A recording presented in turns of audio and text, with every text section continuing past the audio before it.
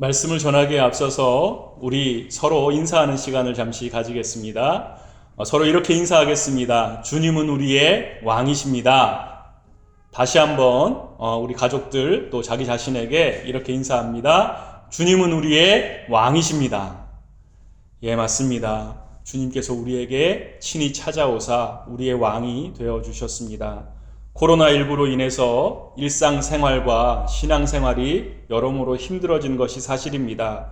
하지만 주위를 잘 둘러보시기 바랍니다. 곳곳마다 이 코로나19와 상관없이 봄꽃들이 만개를 하고 있습니다. 이렇게 때가 되면 갈 것은 가고 올 것은 다시 오는 것이 하나님이 창조하신 이 세상의 질서와 섭리입니다. 여러분, 중요한 것은 어떠한 순간에도 우리가 바로 왕 되신 하나님의 자녀다. 주님께서 우리에게 친히 왕이 되어 다스리고 계신다라는 사실을 잊지 않는 것인 줄 믿습니다. 어렵고 힘들 때에도 항상 우리 곁에 계신 주님을 신뢰하면서 왕의 자녀답게 살아가는 우리 모두가 되기를 간절히 소망합니다. 오늘은 교회력상 종려주일로 지키는 주일입니다. 종려주일은 우리를 위해서 모든 죄를 대속하시기 위해 예수님께서 십자가를 준비하시기 위해 예루살렘에 입성하신 때를 기념하는 절기입니다. 아울러서 월요일부터는 이제 고난주간이 또 시작됩니다. 온 만물의 주인이시고 친히 모든 왕의 왕이시지만 우리의 죄와 허물을 위해서 십자가 고난을 준비하시는 예수님의 발자취를 따라서 말씀과 기도로, 경건과 절제로 예수님의 십자가 고난에 동참하는 고난주간 되시기를 간절히 바랍니다. 복음서의 기록을 잘 살펴보면 예수님께서는 3년 동안의 공생의 기간에 약 5번 정도 예루살렘을 방문한 것으로 기록되어 있습니다. 하지만 유대인들은 13세 이상 남성이라면 누구나 1년에 한 번은 반드시 성전에서 절기를 지켜야 하는 규례가 있었기 때문에 기록되어진 5번 이상으로 예수님은 예루살렘 성에 매우 자주 방문하셨을 것으로 생각됩니다. 그런데 오늘 본문에서는 예루살렘에 찾아오신 예수님을 방문이라 하지 않고 굳이 입성이라 부르는 그 이유가 무엇이겠습니까? 그리고 특별히 이 예루살렘의 입성을 기념해서 종려주일이라 일컫고 절기를 만들어서 지금까지 우리가 지키고 있는 이유가 또한 무엇이겠습니까? 여러분, 오늘 본문에서 예수님의 입성하신 사건은 그동안의 예루살렘 방문처럼 단순히 제사를 드리거나 아니면 성전에서 무리들을 가르치고 그들을 치유하시기 위한 것이 아니었습니다. 지금 예루살렘에 입성하고 계시는 예수님의 이 모습은 이제 모든 공생애의 기간을 잘 정리하고 마무리하시면서 이제 내가 너희를 구원할 왕으로, 메시아로 이 땅에 왔다는 사실을 분명히 보여주기 위한 첫걸음이 시작되는 순간이라 할 수 있습니다. 그래서 왕으로 오신 예수님께서 친히 왕으로서 예루살렘 성전에 들어가시기 때문에 이것을 입성이다라는 말로 표현을 하고 있는 것입니다. 여러분, 예루살렘에 예수님의 입성으로 인해서 소동이 났다고 본문은 이야기하고 있습니다. 남녀노소를 물러나고 많은 사람들이 마치 무슨 큰일이라도 일어난 것처럼 흥분된 감정을 가지고 예수님 주위로 모여들었습니다. 여러분, 종려나무 가지를 들고 흔들면서 호산나를 외칩니다. 여러분, 이 모습은 왕이 전쟁에서 승리하고 돌아올 때 정말 이와 같이 기쁜 일이 있을 때 사람들이 환호하는 방식이었습니다. 그러니까 사람들은 지금 예수님이 마치 왕과 같이 개선하는 장군과 같이 환영을 받으며 들어올 만한 가치가 있는 분이다라는 걸 종려나무를 통해 호산나라는 외침을 통해 표현하고 있었던 것입니다. 하지만 예수님께서는 지금 열광하는 물이 환호하며 예수님을 격하게 맞이하는 그 사람들의 마음과 전혀 다른 마음을 가지고 예루살렘 성에 들어가신다는 사실을 우리는 잘 알고 있지 않습니까?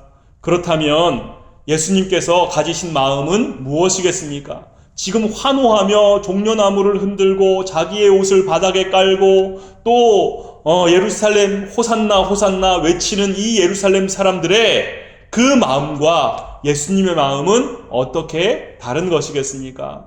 첫 번째로 여러분, 예수님은 어떤 왕으로 우리에게 오셨습니까? 유대인만을 위한 특정 민족이나 특정한 사람들을 위한 왕으로 오신 것이 아니라 온 인류의 왕으로, 만왕의 왕으로 오셨다는 사실을 기억해야만 할 것입니다. 지금 예수님을 둘러싸고 환호하는 사람들의 모습, 여러분, 이 사람들이 생각하는 왕의 모습은 결코 십자가 위에서 무기력하게 고난과 조롱당하는 모습이 아니었습니다. 강력한 기적, 노련한 지혜, 사람들을 끌어모으는 지도력과 영향력을 가지고 자기를 지금 다스리고 있는 로마의 세력들을 완전히 몰아낼 수 있는, 자유와 해방을 줄 수 있는 강력한 통치자의 모습을 기대하고 있었습니다. 유대 민족만을 위한, 유대 민족의 해방을 위한 왕을 기대했던 것입니다. 때문에 이렇게 기대하고 환호하며 맞이한 예수님이 무기력하게 십자가를 지고 골고다 언덕을 오를 때 당연히 조롱과 비난을 퍼부을 수밖에 없었을 것입니다. 여러분, 이것은 하나님의 계획과 전혀 다른 것입니다. 유대인들은 자기들만 자유를 얻으면 되고 자기들만 해방을 받으면 된다 이렇게 생각했지만 하나님께서는 예수님을 통해서 이 땅의 모든 사람을 위한, 모든 사람이 죄로부터 죽음으로부터 자유를 얻기 위한 마스터 플랜을 가지고 예수님을 이 땅에 보내셨다는 것입니다. 사랑하는 지향교회 여러분, 이 시간 우리가 자기 자신밖에 모르고 당장 눈앞의 고난에 얽매여서 더 넓게, 더 깊게 생각하지 못하고 나 외에 다른 사람들을 품고 안아주지 못했던 그 마음을 깨닫게 하시는 예수님을 왕으로 모시는 시간이 되기를 간절히 축원합니다. 여러분, 우리가 코로나19 때문에 너무나 힘들어하고 있습니다. 그러나 이 가운데도 배워야 될 점이 있다고 제가 누누이 말씀을 드리지 않습니까? 나만 건강관리 잘하고 나만 안 걸리면 그만이다 하는 문제가 아닙니다. 여러분, 주변 사람들, 이웃들 혹은 다른 나라에서 코로나에 걸려서 들어오는 사람이 언제 어디를 어떻게 다녔을지 모르기 때문에 누구든 예외 없이 내가 아무리 건강을 잘 지켜도 감염의 위협에 노출될 수밖에 없는 것이 이 코로나 바이러스의 특징이 아닙니까? 여러분, 바이러스라는 말은 이 비루스라고 하는 라틴어에서 유래가 됐습니다. 바이러스는 그 자체가 생명성을 가지지 못합니다. 그래서 반드시 숙주의 기생을 해야 되는 거예요. 그래서 사람 안에 있는 세포들의 침입을 해서 그것을 자기의 숙주로 삼아서 그 안에 자기의 생명을 이어가기 위한 활동을 한다는 것입니다. 여러분, 바이러스는 반드시 숙주가 필요하고 또 이 숙주가 계속 필요하기 때문에 이 사람에게서 저 사람에게로 옮겨가는 형태로 활동을 하고 있다는 것입니다. 그런데 이 바이러스의 특징이 사실상 이 죄의 모습과 많이 닮아 있는 것을 보게 됩니다. 여러분, 죄든 바이러스든 눈에 보이지 않는 매우 작은 것으로부터 시작된다는 공통점이 있습니다. 그런데 그 결과는 어떻습니까? 코로나19가 완전히 전 세계 사람들의 일상을 망쳐놓지 않았습니까? 죄도 처음에는 보이지 않고 작은 것 같았지만 그것이 우리 모든 삶을 완전히 망가뜨리는 그런 결과를 초래한다는 걸 우리가 잘 알고 있지 않습니까? 여러분, 온 땅에 죄악의 바이러스가 왕성해지면 결국 생명이 파괴되어지고 우리의 육체와 우리의 영혼까지 모두 망가뜨리는 결과가 나올 수밖에 없습니다. 여러분, 이와 같이 우리는 뗄래야 뗄 수 없는 관계성을 가진 존재로 창조되었습니다. 코로나 바이러스도 전염성이 있고 죄도 전염성이 있습니다. 이런 것만 전염성이 있습니까? 그렇지 않습니다. 여러분, 우리가 가지고 있는 선한 것에도, 하나님이 주신 생명에도, 하나님이 주신 능력에도 전염성이 있는 줄 믿습니다. 기왕 주고받으며 어떤 관계를 맺어야 할 수밖에 없는 것이 인간의 모습이라면 선한 것으로 영향력을 주고받는 저와 여러분 될 수 있기를 간절히 바랍니다. 주님은 이것을 위해 지금 예루살렘 성에 입성을 하고 계십니다. 어느 한 사람, 어느 한 민족의 구원을, 어느 한 민족의 해방을 위해 오신 것이 아니라 모든 만민으로 하여금 구원받을 수 있는 이 죄라고 하는 바이러스를 완전히 몰아내고 죽음을 극복할 수 있는 생명을 공급하시기 위해 예루살렘의 왕으로 입성하고 계시다는 것입니다. 여러분, 모든 사람, 모든 민족을 위해 왕으로 오신 예수님을 기억할 때 우리도 자기 자신만을 위해서가 아니라 다른 사람들을 더 깊게, 더 넓게 바라보는 믿음이 있기를 축원합니다.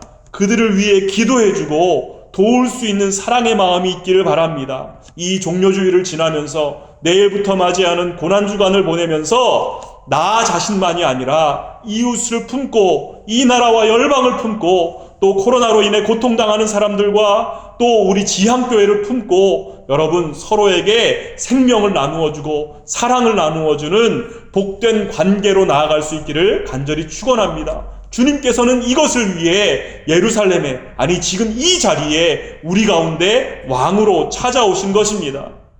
두 번째로 예수님은 어떤 왕으로 오셨습니까? 로마 제국을 물리치는 힘과 지배로 통치하는 왕이 아니라 온 세상을 향한 평화의 왕으로 우리에게 찾아오신 줄 믿습니다. 여러분, 지난번에도 한번 말씀을 드렸지만 지금 로마가 통치하고 있는 이 시대는 팍스 로마나의 시대였습니다. 로마의 강력한 군사력과 지배력을 통해서 제한적인 방법으로 전쟁이 사라진 평화의 시대를 누리고 있었다는 것입니다. 하지만 이렇게 힘으로, 군사력으로 얻어진 평화는 또 다른 힘이 등장하면 깨어질 수밖에 없다는 걸 우리는 역사를 통해서 잘 배우고 있지 않습니까? 지금 본문에서 많은 사람들이 환호하며 예수님을 열광하는 이유가 무엇입니까? 그들은 지금 팍스 로마나의 한가운데 살고 있었습니다. 로마의 지배력과 통치력으로 평화를 누리고 있었다는 것입니다. 그런데 지금 환호하는 사람들의 마음은 평화롭지 않았어요. 왜 그렇습니까? 자유가 없다고 생각했기 때문입니다. 그런데 만약에 이들이 평화를 얻고자 하면 어떻게 해야 됩니까? 로마 사람들이 누리는 평화를 빼앗아 와야 되는 것입니다. 여러분, 이것은 역사가 가진 매우 역설적인 상태라고 볼 수 있습니다. 우리가 생각하는 평화는 이처럼 조건적이고 제한적일 수밖에 없다는 것입니다. 내가 평화를 누리려면 다른 누군가의 평화를 빼앗아 오는 것이 이 팍스 로마나 또 사람들이 꿈꾸는 평화의 특징이라는 것입니다. 여러분, 문명 이야기라고 하는 책을 보면 이 윌과 아리엘 두란트라는 두 분이 지난 3421년 동안의 역사를 연구하면서 그동안 전쟁을 치르지 않은 기간이 불과 286년밖에 되지 않는다라고 이야기하는 것입니다. 여러분, 3000년이 넘는 기간 동안 인류는 전쟁과 함께 이 땅을 이끌어 왔다는 것입니다. 지난 100년만 돌아보아도 그렇습니다. 20세기 하나만 놓고 보아도 전쟁과 혁명으로 인해서 약 9억에 달하는 인구가 살생되고 희생되었다고 전하고 있습니다. 1904년에 러일 전쟁이 일어났습니다. 1912년에 제1차 발칸 전쟁이 일어났습니다. 1914년에 제1차 세계대전이 일어났고, 그리고 1939년에 이어서 제2차 세계대전, 1950년에는 한국전쟁, 월남전쟁, 중동전쟁, 소련의 아프가니스탄 침공과 또 영국과 아르헨티나 사이의 포클랜드 전쟁까지, 그리고 20세기의 마지막까지도 걸프 전쟁으로 끝을 맺는 걸 우리는 잘 보지 않았습니까? 여러분, 이 전쟁으로 인해서 수많은 사망자들이 발생했습니다. 그런데 한번 생각해 보시기 바랍니다. 이렇게 참혹한 전쟁과 혁명들의 명분이 무엇입니까? 자유와 평화였습니다. 자기들의 평화를 얻기 위해서 다른 사람들의 평화를 깨뜨리는 그런 방법이 바로 전쟁이었다는 것입니다. 결국 여기에서 나오는 결론은 저는 한 가지밖에 없다고 생각합니다. 진정한 평화는 사람으로부터, 집단으로부터, 사상으로부터 나올 수 있는 것이 아니다라는 것입니다. 여러분, 진정한 평화는 우리를 지으신 하나님으로부터만 온전히 주어지는 것임을 믿으시기 바랍니다. 사랑하는 교우 여러분, 예수님께서는 오늘 진정한 평화의 왕으로 예루살렘에 입성을 하고 계십니다. 힘으로 이루어진 평화가 아니라 위에서부터 내리시는 하나님의 평화가 무엇인지를 백성들에게 친히 보여주기 위해 입성하고 계시다는 것입니다. 더불어서 2000년 전 그 예루살렘 성에만 입성하는 것이 아니라 지금 너무나 지치고 피곤하고 힘든 우리의 삶에, 우리의 마음에도 주님께서 평화의 왕으로 입성하여 주시기를 간절히 소망합니다. 예수님께서 진정한 왕으로 우리의 삶의 자리를 잡으시면, 우리의 중심의 보좌 위에 예수님이 왕으로 앉으시면 참된 평화가 무엇인지를 우리가 깨닫게 될 줄 믿습니다. 우리가 나누어 주려고 하지 않아도 흘러가는 피스메이커로서의 삶을 우리가 살게 될 줄 믿습니다. 평화의 왕으로 이 땅에 오신 예수님, 지금도 평화의 왕으로 우리의 마음의 문을 두드리고 계신 그 예수님을 향해 활짝 마음을 열고 주님의 쓰임을 받는 피스메이커로 살아가겠습니다 다짐하고 결단하는 우리 모든 지향교우들 되시기를 간절히 축원합니다. 세 번째로, 예수님은 어떤 왕으로 오셨습니까? 자기나 사람들의 영광, 사람들의 뜻을 위해서가 아니라 하나님의 계획과 하나님의 뜻을 이루기 위한 구원의 왕으로 우리에게 찾아오셨습니다.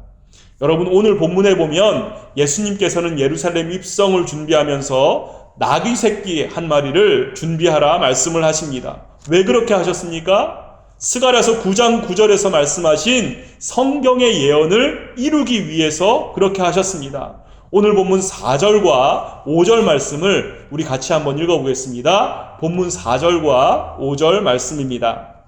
이는 선지자를 통하여 하신 말씀을 이루려 하심이라. 일러스되 시온 딸에게 이르기를 내 왕이 내게 임하나니 그는 겸손하여 나귀 곧 멍에 매는 짐승의 새끼를 탔도다 하라 하였느니라. 여러분, 예수님은 자기의 생각, 자기의 주관, 사람들의 영광, 자기 자신을 드러내는 일에 전혀 관심이 없으셨습니다. 예수님은 딱 한 가지에만 초점을 맞추고 살아오셨습니다. 아기의 모습으로 이 땅에 오실 때도 성경의 예언을 성취하시기 위해 하셨습니다. 공생애를 시작하시면서 천국 복음을 전하시고 가난하고 소외된 자들을 만나신 것도 하나님의 말씀이 그대로 이루어지기 위한 삶이었습니다. 여러분, 구원의 완성을 위해 십자가를 지신 것도 하나님의 뜻을, 하나님의 목적을 그대로 이루시기 위함이었습니다. 그래서 예루살렘에 입성하는 지금 이 순간도 하나님의 말씀이 그대로 이루어지도록 하기 위해 나귀 새끼를 타고 들어가시고 계시다는 것입니다. 인간적으로 한번 생각을 해보시면, 여러분, 예수님이 지금 사람들의 환호와 인정을 받는 건 마지막 순간일 것입니다. 일주일 동안 이제 말할 수 없는 고난과 비난과 조롱을 받으셔야 되는데, 지금 이 한순간만이라도 사람들에게 좀 위풍당당하게 권세 있게 환호받으면 얼마나 좋을까, 이런 생각을 하게 됩니다. 그러나 예수님은 작고 초라한 나귀 새끼 그 위에서도 하나님의 말씀, 하나님의 뜻, 하나님의 계획에만 집중을 하셨습니다. 사람들이 소리를 지르며 환호하든 아니면 그 환호가 바뀌어 비난과 저주를 퍼붓든 예수님은 그 모든 것에 연연해하지 않으셨습니다. 사랑하는 여러분, 코로나19라는 이 전대미문의 위기 상황을 맞이하면서 우리의 초점은 과연 어디에 맞추어져 있습니까? 이 고난의 물결 속에서도 여러분 한결같이 하나님의 뜻과 하나님의 계획에 초점을 두고 살아가고 계십니까? 여러분, 우리가 진짜 하나님 말씀, 하나님 뜻에 초점을 두고 살아가면요, 오늘 본문 3절의 말씀이 우리의 심령 가운데 들려올 것이라 저는 믿습니다. 여러분, 3절에 뭐라고 말씀하십니까? 나귀 새끼를 찾아오라고 두 제자를 보내시면서 그냥 주인에게 주가 쓰시겠다 하라. 그리하면 즉시 보내리라. 이렇게 말씀하고 계시는 겁니다. 주님께서 쓰시겠다 하라. 여러분, 주님의 뜻에 집중하는 자들은 주님께 쓰임받는 자들인 줄 믿습니다. 작은 나귀 한 마리도, 그 나귀를 아낌없이 내어준 주인도, 그 나귀를 찾으러 간 제자들도 다 주님의 뜻에 합당하게 쓰임받은 사람들이고, 그로 말미암아 이 구원의 역사에 동참하게 된 사람들이 아닙니까? 여러분, 우리가 왜 예수님을 믿습니까?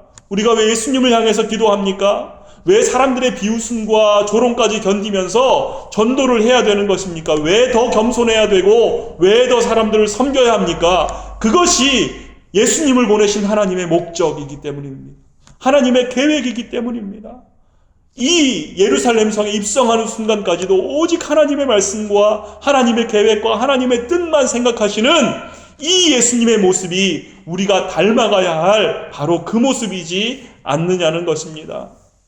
사랑하는 여러분, 교회도 그리스도인들도 철저히 하나님의 목적대로, 하나님의 방법대로, 하나님의 말씀에 초점을 맞추고 쓰임받아야 할 줄 믿습니다. 우리 지향교회가 정말 이 시대를 향하신 하나님의 목적과 뜻을 잘 분별하는 교회가 되고 그리스도인이 되길 바랍니다. 이기적으로 그냥 급한 방법으로가 아니라 하나님의 이끄시는 방법에 순차대로 순종할 수 있기를 바랍니다. 예수님처럼 이 작은 나귀 새끼 한 마리처럼 그 나귀를 내어준 주인처럼 그 나귀를 데리러 간 두 제자처럼 그냥 주님이 이끄시는 방법에 철저히 순종하며 쓰임받을 수 있는 우리 모두가 되기를 바랍니다.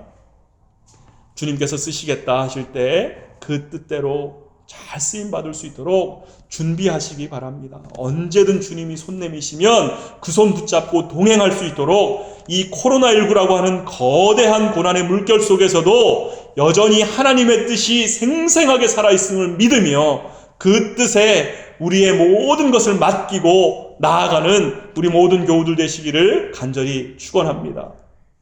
여러분, 종려주일은 기독교 절기에 있어서 매우 의미 있고 중요한 절기입니다. 왜냐하면 왕을 왕으로, 메시아를 메시아로, 구원자를 구원자로 인정하고 합당한 찬양을 올려드리는 날이기 때문에 그렇습니다. 앞서 말씀드린 대로 주님은 한 사람 한 민족의 왕이 아니라 모든 사람과 모든 민족의 왕으로 이 땅에 오셨습니다. 주님은 힘과 권력으로 통치하는 평화가 아니라 참된 하늘로부터 오는 평화가 무엇인지를 보여주시는 평화의 왕으로 입성하셨습니다. 주님은 자기의 영광과 자기의 계획을 실천하는 왕이 아니라 하나님의 뜻을 그대로 이루시기 위한 구원의 왕으로 우리에게 오셨습니다. 이제 그때 2000년 전 예루살렘에 입성하신 그 예수님께서 우리 삶의 문을 두드리고 계십니다. 우리 마음의 문을 두드리고 계십니다. 그 주님을 향하여 마음을 활짝 열고 이제 그 주님을 나의 왕으로 모시어 드리길 원합니다. 내 안에 정말 참된 온 민족의 왕으로, 평화의 왕으로, 구원의 왕으로 주님과 더불어 살아가겠습니다. 다짐하고 결단하며 또 그 뜻에 순종하여 쓰임받는 우리 모두가 되기를 주님의 이름으로 축원합니다.